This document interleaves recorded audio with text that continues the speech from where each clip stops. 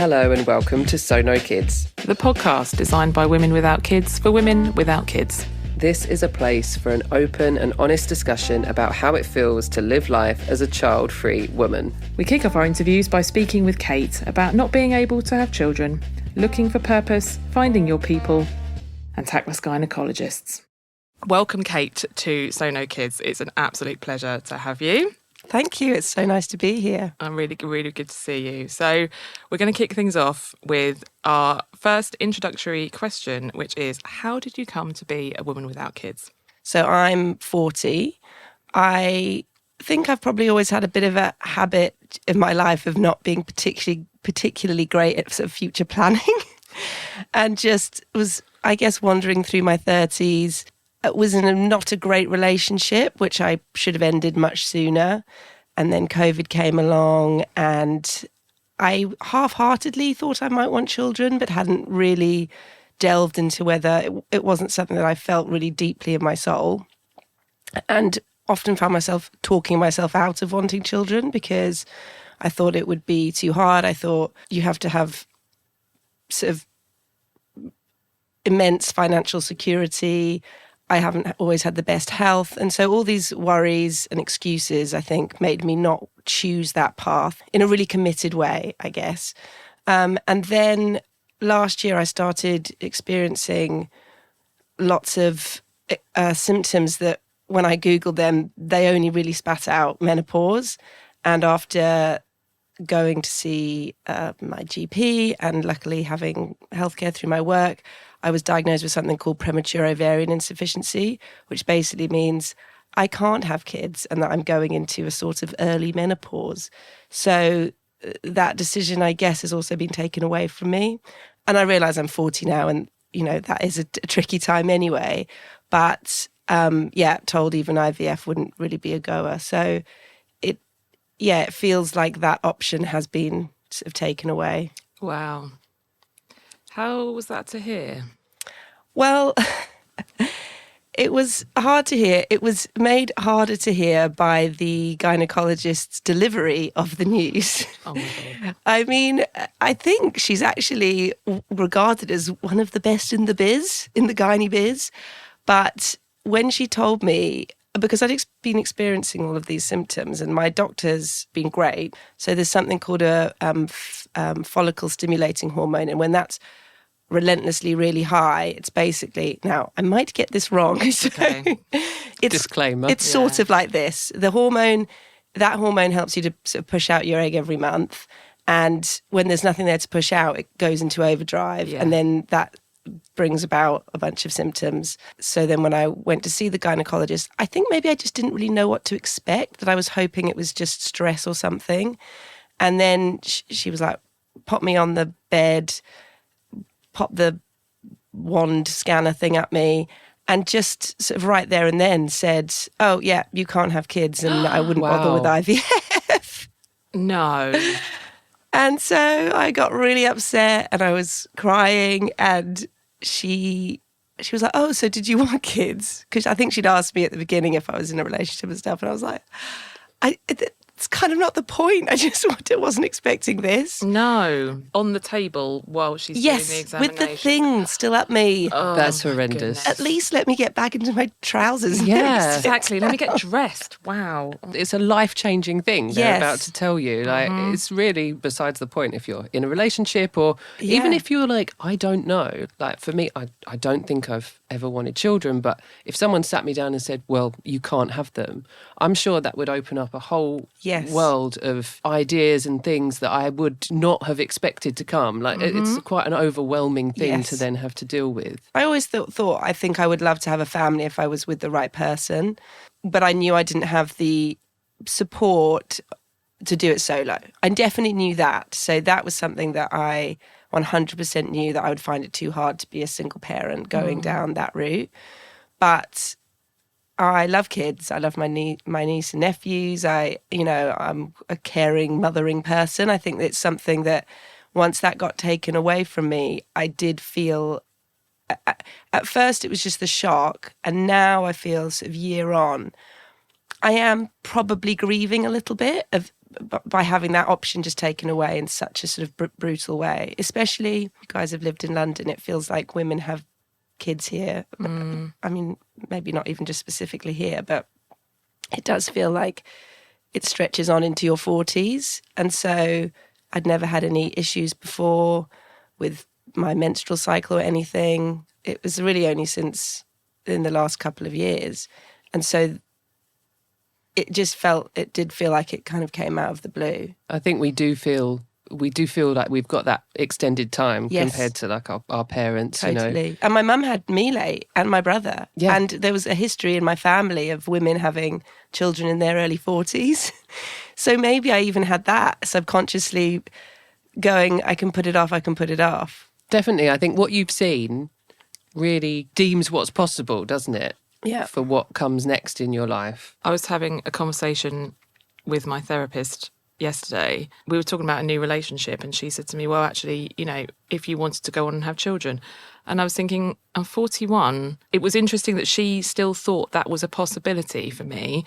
Not that I'd negated it. Yeah. But equally, if someone said to me today, you can't have them, I can't see how I would feel any different from you. But equally, somebody saying to me, you could have children, I was like, a bit like what you were saying, like throughout your 30s, you're like, it's not come my way. Yeah. And then when you're told actually that it's no longer a choice, it's huge. It's sort of agency over your own life and body, isn't it? And you don't register that fully until it's taken away. No. Well, how do you feel then after being told I could have them yesterday? Yeah. Well, do you feel like she was encouraging you? No, I sort of feel like it was a slight undercurrent of that's what people do.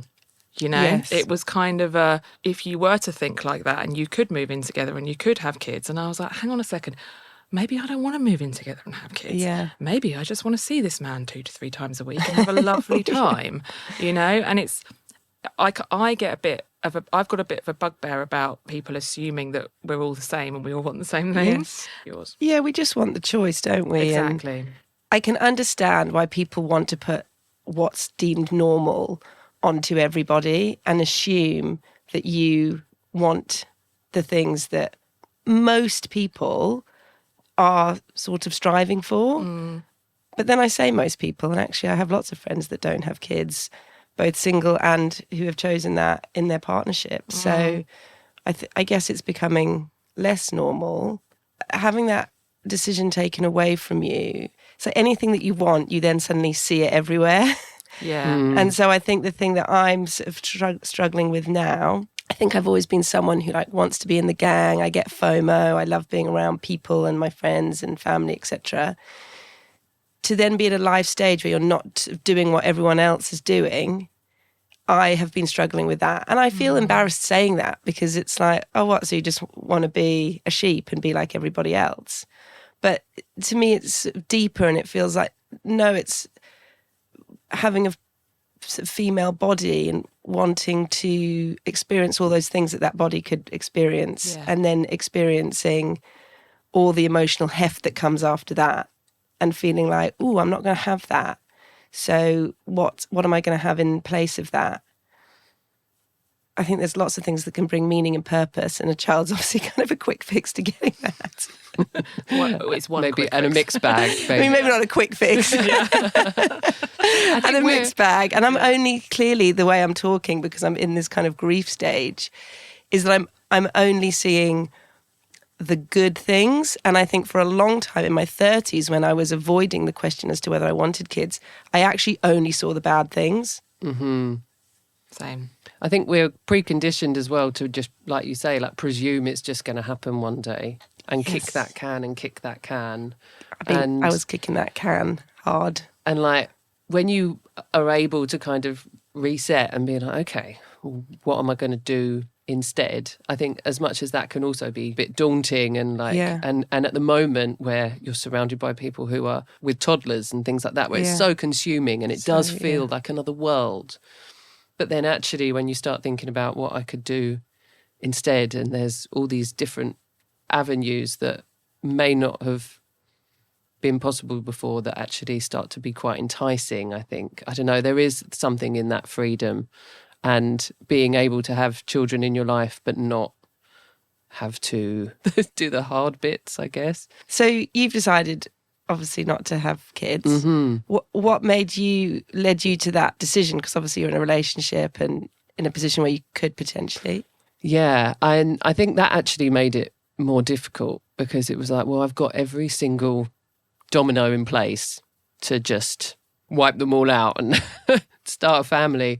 I also did therapy, and I really stress tested this thought of whether or not I wanted kids. And I definitely felt, and I'm sure that was all sort of part of the process, that the therapist was kind of trying to make me change my mind. And I definitely went on a bit of a roller coaster with that.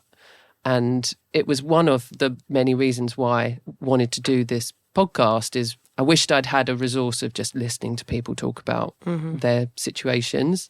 But ultimately, it wasn't right for me. So I'm actually really happy with my decision. But it was hard. And I think another myth is that women don't have kids by choice, and it's really easy. And they're just like, okay, cool, I don't want kids. Yeah. Woohoo, I'm going to have another margarita.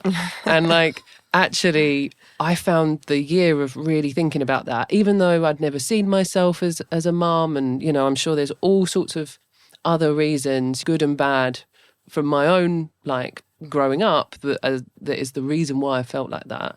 Ultimately, it was still really, really difficult, even having never wanted it. And even now, I still think about exactly what you're saying, like, oh, my body was made to do that, and it's never going to do that. And how do I feel about that? But ultimately, I do just feel like the decision for me has also kind of been made at this point in life.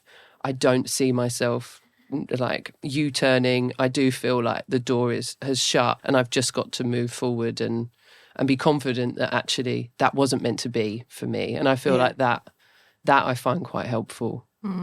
Yes, it is. I think it's a mindset shift as well. I think the unfortunate thing about my situation is because of the hormonal stuff, like my moods haven't been great. So I'm sort of battling all these classic symptoms of anxiety and a bit of perimenopausal, I don't want to call it depression, but there's a sort of melancholy that comes over you a bit. And it's trying to decipher in all of that how I actually feel. Yes. I think that's so difficult as well. And I think if I was sat here and I hadn't had that diagnosis, but I still wasn't in a position to have children, which is highly likely. I mean, I was single last year and I'm single now. So I would still not have had kids. So essentially it's the same outcome. It's just come about in two different ways. There would have been a hopefulness maybe on one side, but equally going through my 30s and not quite knowing, and you just alluded to, upbringings, things that, you know, the way you were brought up, things that might have happened to your parents that make you fearful about being parent as well. They're all really important to take into consideration. And I think what's interesting is how many people don't even think about whether they want to have children or not. They literally just, and I've even had friends tell me that were like, I just thought that's what you just have to do that. And that kind of blows my mind. Maybe I know I overthink everything too deeply, but I do think it's something that you have to have quite deep thoughts about. What you do see in the rhetoric at the moment over the past few years is this anti-kids thing where I feel like people only focus on what's terrible about being a parent. And it's like fucking everything. Why can't there just be a middle ground where it is both hard and rewarding? Why does it always have to be like, oh my God, fuck being a mum, that looks so hard? Or no, it's the best thing that's ever happened to me and it's cracked me open in ways I could never have imagined. It's like two things can be true at the same time, guys. Yeah, totally. It's the state of the world, though, isn't it? Yes. It's one thing or the other. Yeah. There's no, and one side doesn't talk to the other. I hate it. Yeah, it's like just horrific. that is literally the human experience. Yeah. Is to have both sides going on all the time for your whole life. 100%.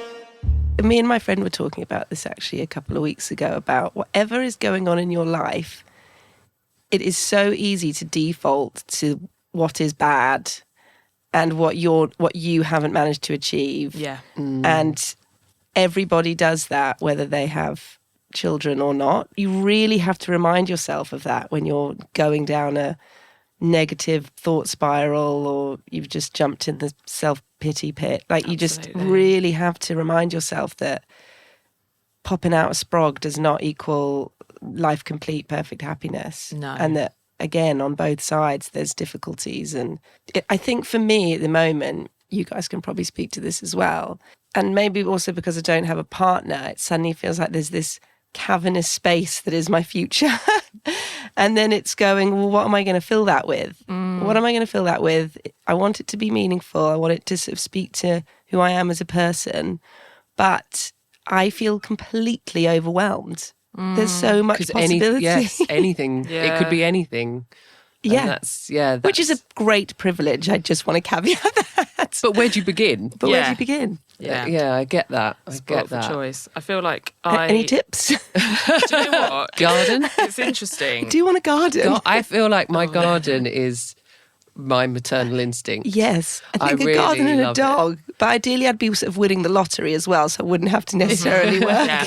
Or you have a dog walker. Live in. Yes. Live in. Yes, live in. So one of the reasons that we started the podcast, which really came from Joe, really was about creating community. Yeah. And one of the things for me was doing my therapist training has created this enormous community. And over the last couple of years, I've come to realise, particularly since the pandemic, when I was single and living on my own and just incredibly isolated, that actually that for me has now given me so much more hope, positivity, all those kind of words. They're not quite right, but you understand what I mean. It's about connection, isn't it? Exactly, about my future. Yes. Because it's not just about maybe what it was in my late 20s, which was a full-time, very stressful day job and then going out and socialising, because obviously all of that changes as you get a little bit older. Whereas now I have different people doing different things and I've got 2 different jobs, and the people and the kind of community around it is what's given me like, oh, actually, this is what the next 10 years of my life can look like. That's so interesting. Yeah. Actually, because thinking like in terms of what you've done in a world where you didn't have children, you've retrained as a psychotherapist. Yeah. You want to do a PhD. Yeah. You've gone part-time, moved to Brighton.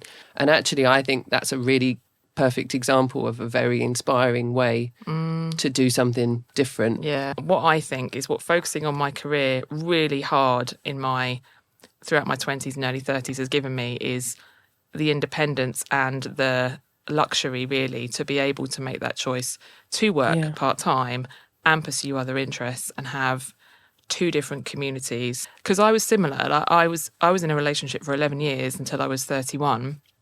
And never really thought about having children. But then when that relationship ended, a lot of friends started having kids. And I used to call the years of my early 20s my car crash years, and it's now termed as like being feral, I think. So there was a lot of, just, you know what being feral means. I don't need to describe it. Throughout till I was about 35, 36. And then COVID happened, and then here we are. So it's been a bit of a journey, but none of that's involved being in a relationship. I've never been like, I really want to have children. I know women who are single, who've gone through IVF and done it on their own, and that's never something that I really was like, that's not a path for me. When I actually move the POI thing off the table and I think about what has stopped me from relentlessly pursuing an ambition to have children, because for lots of people that's what it can become in your sort of late 20s, early 30s. I think about being a parent, well, specifically a mother, in society that we live in. And I see some of my friends and my sister-in-law who are just incredibly energetic, stoic people with incredible constitutions that manage busy jobs, children, socializing, still manage to kind of keep everything together. And I think I do have a deep knowledge of who I am. And I just don't think I'd be happy in a space where I know I would be so tired. Life would just be so frenetic. And I just don't think that I would be able to be a great mother, a great worker, and be happy. And I know that that's how, unfortunately, lots of parents feel. They're just like, wow, this is really unfair. Society is not set up to be a parent unless you've got, I don't know, family wealth or some kind of extra support going on, like family nearby to look after your kids, etc. And so basically, when I think about would I like to have had kids or not, do I feel sad about it? Yes, in that I feel sad that my body and life wasn't something different that meant that I would be able to do that and enjoy it. Yeah. And so I think for me, it's about trying to change my mindset into acceptance of who I am. How can I be as well and healthy as possible? And then what can I pursue that brings me meaning and connection to other people, which is what you've just talked about, which is really inspiring, because I do have this sort of 5 to 10 years of rough plan that's starting to formulate in my foggy head as I kind of come out of the sadness of going, okay, we'll start writing down like what does keep coming up for you. Just make notes of that. If there's something that you're constantly thinking about, make a note of that and then start doing some courses. Like, I think what's really interesting, and you just touched on this, in your 20s and 30s, you've got your busy job, you meet great people that are so like-minded, they become your friends. Your life is just job and socialising and sort of exercise. And then when you move into the space where everyone starts to have children and you don't, and also like your body's changed, I've just quit drinking for 6 months, only for 6 months. Caveat. So then you're like, well, also then what am I filling this time with? I heard this phrase called the great scattering, which is where all your friends basically disperse, all over the country. Not heard that before. You can scrabble around trying to make community with your friends that already exist and all want to live in the same place. But whether that's because they've had kids and moved away, or you can't all afford to live in the same sort of place, you're sort of traveling a lot to like see the people in your life that you love. So I do also think that it's about having that strength to, I don't want to say start again, because I don't think it's dismissing everything that's already come before.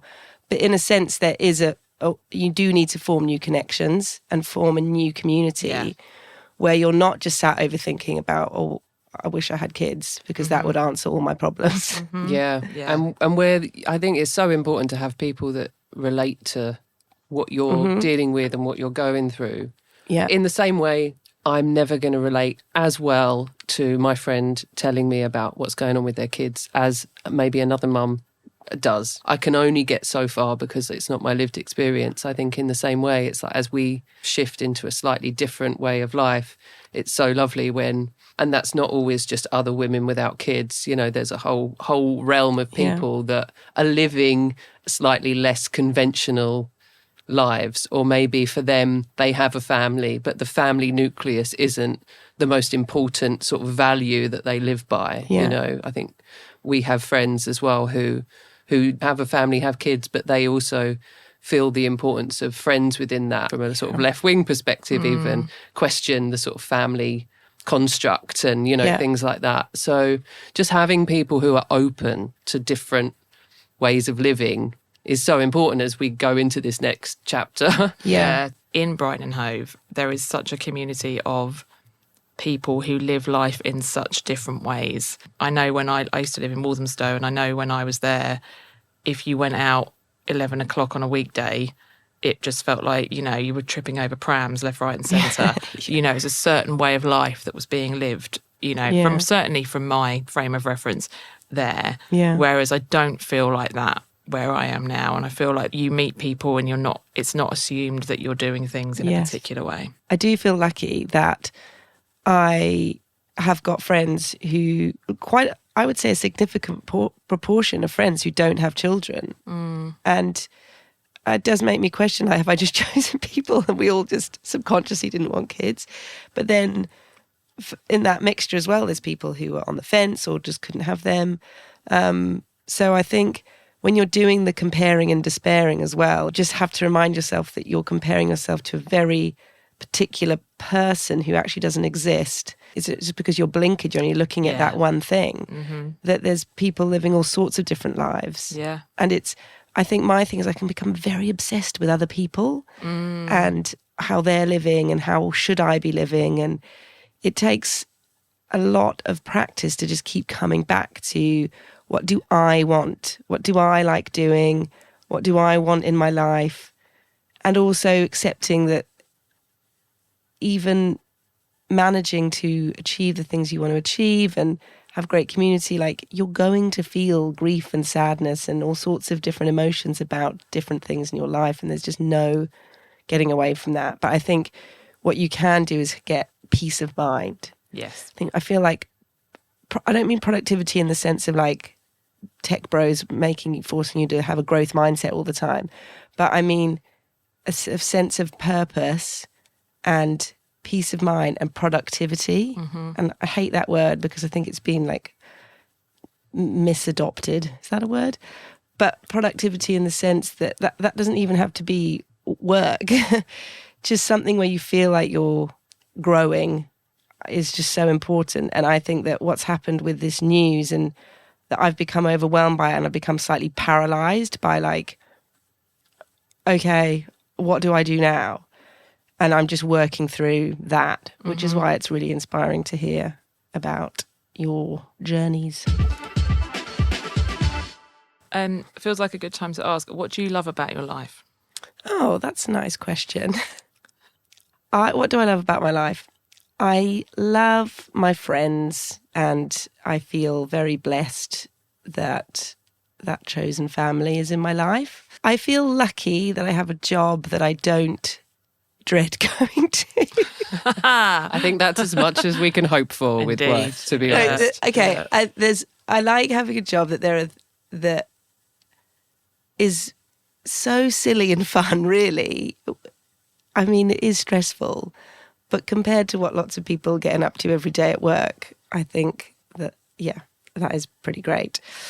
And what else do I love? I really, really, really love my nephews and my niece. Yeah. I really love them very deeply. And I think that's sometimes that can be overwhelming, because like, oh, I love these little people and they're not even my children. You know, that would have been maybe a love too intense to bear. Yeah. I don't know. What do you love? I don't think What about do that I enough. love? I love the community. That's really, I could say freedom. I don't love freedom maybe in the same way that other people do, because I find that it gives me a sense of lacking purpose. Yes, I was going to say freedom, but then I thought, I think I'm just saying that because it feels like I have to. Yes, and that's the thing to say. Yeah, I think that for me, having a feeling of purpose that is kind of unique and it feels authentic. And it's taken such a long time and a lot of therapy and changing locations and meeting different people and meeting some god-awful men and, to get there. And it's not that it's all complete. Obviously, everything's a work in progress. But I think the sense of authentic purpose is what I really love. Yes. What about you? I realised recently I love my own company. Oh, that's the greatest thing that anyone could ever ask for. I really do. I like the time that it's just like me and the dog and the garden. And I obviously like love my friends and the sort of the things I get to do. But I've also, I think, a bit of a lame answer, but a truthful answer is I love my routine. I love the way that I've kind of built certain things into my life, and that for me kind of keeps me sane. I think I need routine. I also love my job most of the time. Sometimes it really infuriates me to a level which is not okay. I shouldn't get that angry about things. Same. But I do, again, love being able to do something creative and get to write and all of that business. But yeah, I think recently I've really discovered that routine and my own company are things that make me very happy. And I don't think I would get easily the joy from kids in the disruption of that. I think for me, that my sanity has found its happy place, and I wouldn't want to disrupt that now. Yeah, I actually do empathise with that feeling of disruption. You think about an idealised version of something, and then the reality, like when I spend time with I've got a brand new nephew, so I'm just going to say my niece and nephew, because the other one doesn't really do anything yet. Pending The nephew, the third one. I'm pretty knackered after I see them, and it can be a lot. And you just have to ask yourself really truthfully, especially when you're a little older, what would happen if kids arrived in my life at this point? Like, would I actually be able to deal with that? Would I instantly just be like, get out now, I can't even wee in peace? And I think that it's so often you're just taking for granted all those things you do every day that you actually love. It's so interesting you were saying routine. I didn't even think of that, but I love my routine. Like, I've just got into tennis over the last year, and I just love playing that, and I love being able to leap off for a weekend away or go on holiday somewhere really nice. And I think sometimes those things you can tell yourself they feel a little hollow, but I think if you're able to have that freedom, I realise I'm doing air quotes, this is a podcast. If you're able to have freedom with a sense of purpose, what a combo. Yeah, agreed. That's the combo I'm aiming for. Yeah. And I definitely see the next 5 years trying to go for, you talked about finding like your authentic self, which I know is a phrase that's used a lot.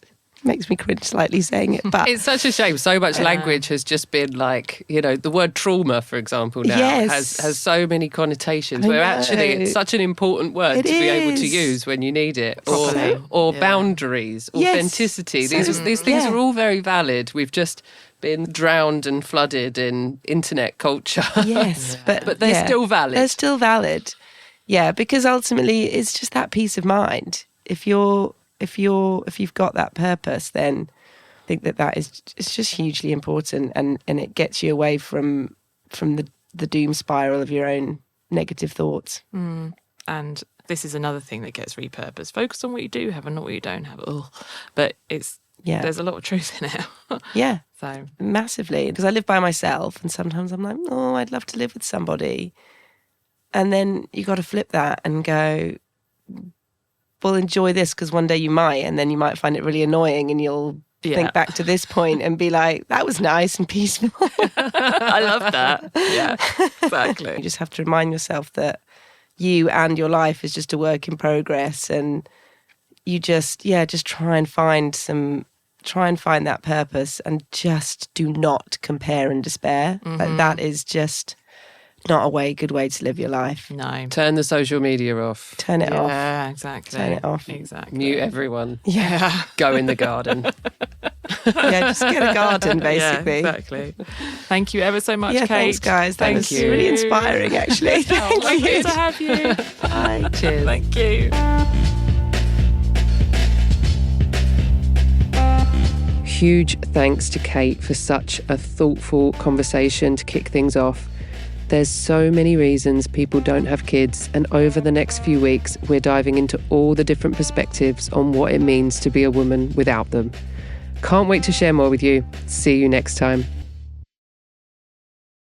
So No Kids is created by Joe Ridley and Louise Cotton, with production support from Claire Amasami, sound assistance from Ross Flight and Rich Martin, audio mastering by Edie Martin, and music by Stephen Pack. If you enjoyed this, please share.